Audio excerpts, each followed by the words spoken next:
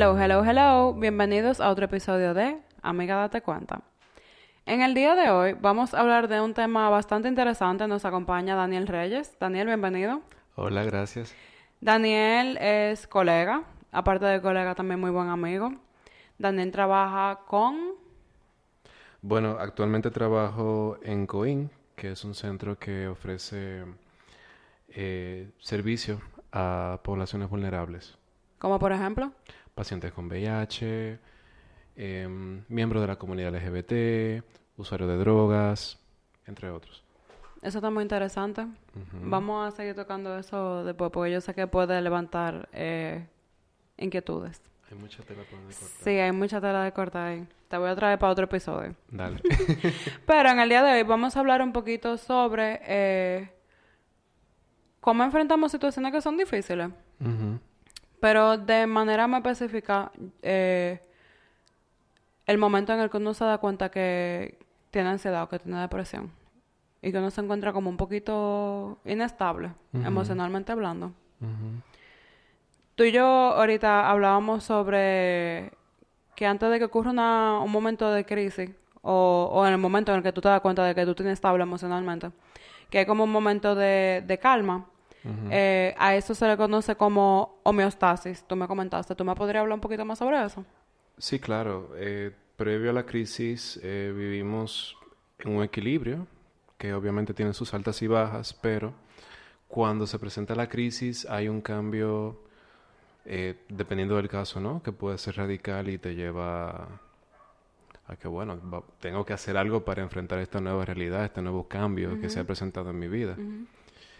Entonces ahí se pierde el equilibrio, la homeostasis y la persona entonces tiene que con sus recursos intentar salir de ahí Ujú. para volver a justamente a ese equilibrio. Afrontar esa situación, tú dirías. Exactamente, sí. Y ojo, me gustaría como que aclaráramos un poquito, porque ahora que lo pienso, hay una diferencia muy grande entre afrontar una situación y enfrentar una situación. Ujú. ¿Te hace sentido? Sí, claro que sí. ¿Dónde tú le verías la diferencia, por ejemplo? Bueno, enfrentar sería como hacer... Afrontar sería hacerle frente, ¿no? Parársele bien, bien erguido ante la situación, ante el problema y intentar integrarlo, intentar combatirlo, llamémosle de una forma pacífica. ¿Cómo Enfrentar hacer sería... las paces? Exactamente, enfrentar sería rechazar, pelear, usar tus recursos de forma negativa, buscar un cambio radical que a lo mejor no te permita luego reconstruir. Ok, eso me hace sentido. Ujú. Bueno, pues aclarada esta situación, continuamos un poquito. Entonces, a mí me gusta mucho hablar de afrontamiento, porque yo siento que no hay como mucha variable y es muy fácil identificar, por ejemplo, cuál sería quizá la manera correcta, entre comillas, y cuál sería, o vamos a poner la manera más saludable Ujú. y maneras poco saludables de afrontar una situación. Por ejemplo, hay gente que pasa por una situación, por un momento difícil, un momento de crisis, y primero lo que hace es buscar un culpable. O para entonces decir, no, porque a mí me pasó tal cosa y eso fue por fulano, porque fulano tiene la culpa, fulano debió de hacer esto, fulano debió de hacer lo otro. Y Ujú. usualmente son cosas que esa persona lo pudo haber hecho. Claro. Pero es como más fácil echarle la culpa al otro para yo no se me cargo. Sí, es una evasión. Sí, es un tipo de evasión. Hay gente que tú lo ves que hacen como un cambio 360, un cambio radical, no necesariamente para mejor, sino que de repente tú lo ves que trabajan mucho, que están como socializando mucho, eh, que están muy sumergidos en estar haciendo contacto con otra gente y no pasan tiempo solo. Y Ujú. el tiempo, por ejemplo, que uno está solo es muy importante. Porque es como lo que yo te mencionaba ahorita cuando veníamos para acá, de que para mí el tiempo que es one on one, el tiempo como a solas Sí, con alguien sí. es muy importante. Ujú. Y el tiempo que uno tiene a solas con uno mismo es muy importante también porque ese es el primer vínculo que hay que cuidar. Sí, yo diría que ese es el más importante. Sí, sí, sí, definitivamente. porque entonces como yo me relaciono conmigo, me relaciono con la demás persona. Claro. Y muchas veces no necesariamente como yo me relaciono conmigo, sino que si yo no estoy en paz conmigo, yo no me voy a relacionar de manera sana con otra gente. Exactamente. Y yo siento que eso mismo pasa con los momentos difíciles.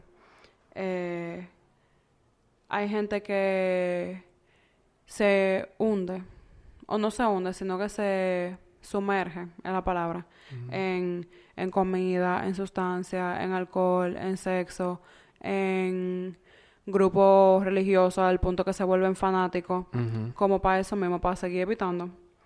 Yo creo que realmente de todos esos mecanismos que no son, o maneras de, que no son quizá el mejor acercamiento y que no son saludables, tienen en común el tema de que es para evadir realmente, hacerse cargo y hacerse responsable del malestar. Es como para no sentirlo.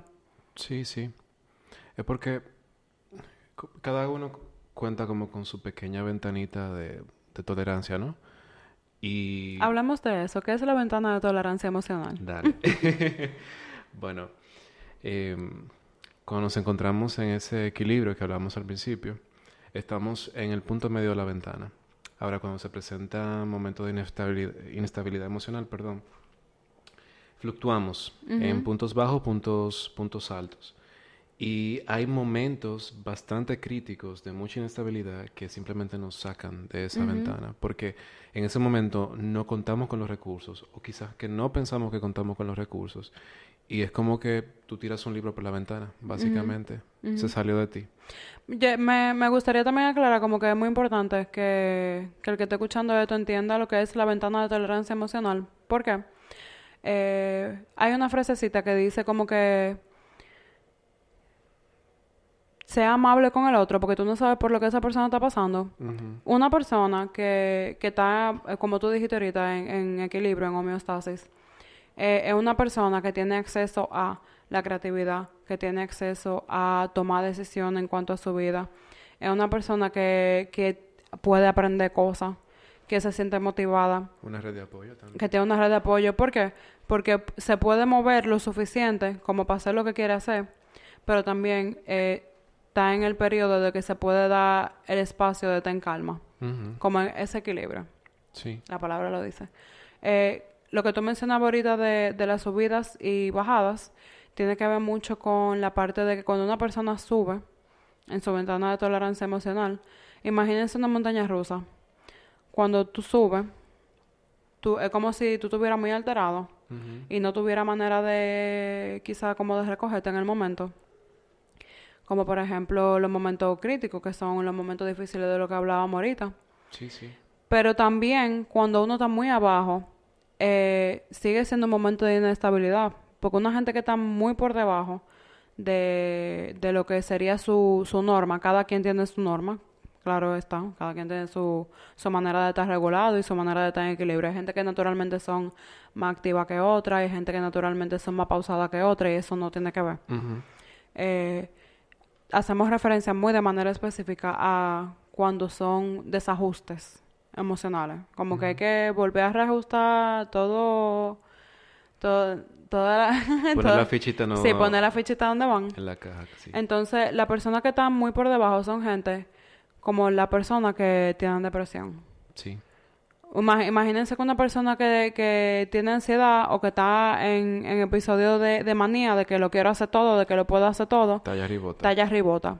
Y cuando ya se sale de esa ventana de tolerancia emocional, es que llega al punto de no puedo.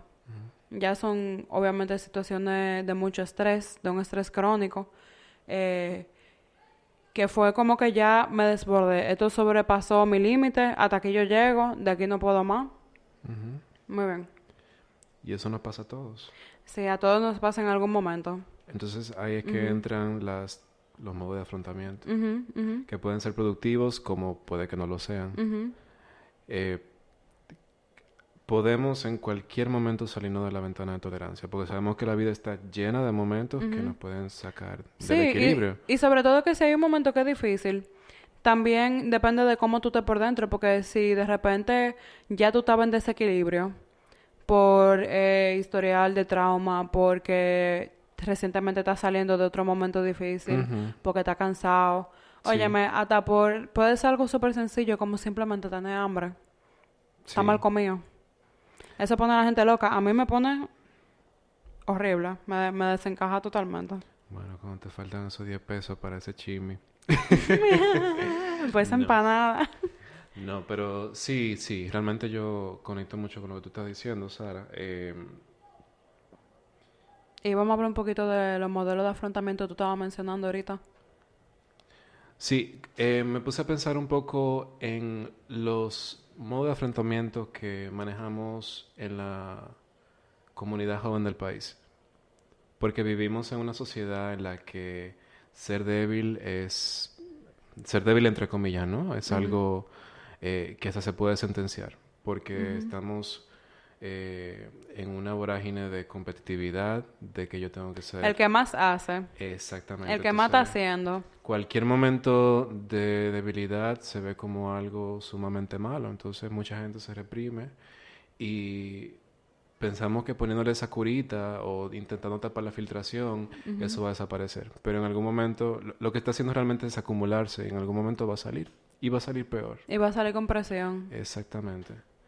Entonces yo creo que eso lleva a muchas personas a tomar los modos de afrontamiento que no son productivos, Ujú. ya sea porque sea a través de una evasión o un ataque, un enfrentamiento. Y entonces es que vienen los problemas realmente. Ujú.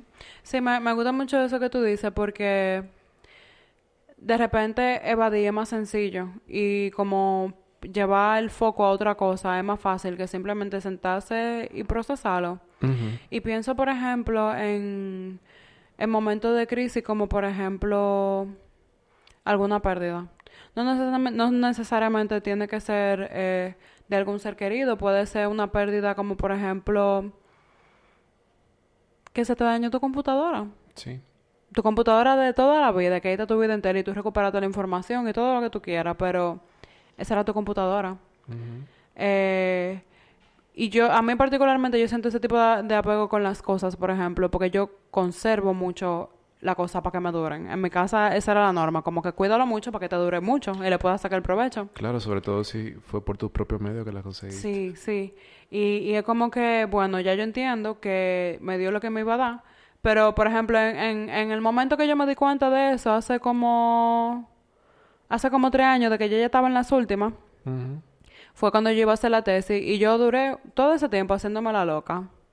Yo mejor poniendo parcho. ¿Qué yo hacía? Prefería mejor borrar algunas aplicaciones, dejar de usar alguna cosa. Ujú. Llegó un momento que no la pagaba porque me daba miedo que si la pagaba no me prendiera más. Tú sabes, pero realmente ya es inminente. O sea, las cosas pasan y ya lo que pasa es que duele a veces. Por ejemplo, decir adiós. Claro, Duele decir que no. sí. Ujú. Y tomando ese mismo ejemplo, quizás hubiese sido más fácil para ti que una persona conectara con ese dolor que tú estabas presentando en ese momento. Pero posiblemente tú en cualquier conversación particular hables de ese tema y quizá la persona no te entienda. Sí, porque como una computadora, como que tú eres loca, tú compras otra y ya. Sí, exactamente. Pero no es el O comprar otra, es que fue mi primera computadora claro que y... sí, todo lo que eso conlleva, Ujú, todo lo que eso significó para ti. ujú, ujú. Entonces, muchas veces también se pierde un poquito la empatía, el ponernos en los zapatos del otro y eso hace que también nos reprimamos y no digamos las cosas Y la como empatía es las muy sentimos. importante ahora que tú lo mencionas porque ayuda a crear como un contexto seguro donde yo puedo como soltar esta retahíla de cosas que yo estoy sintiendo y yo sé que como cuando tiran un huevo por una ventana, como que no se va a romper el huevo. Alguien lo va a agarrar Ujú. para que no se rompa. Y eso es muy importante porque ayuda a que me haga sentido en algún momento.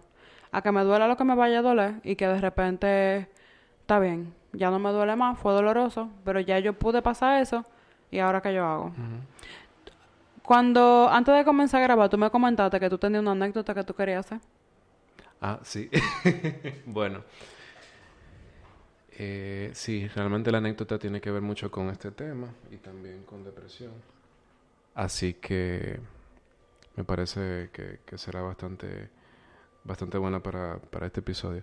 Bueno,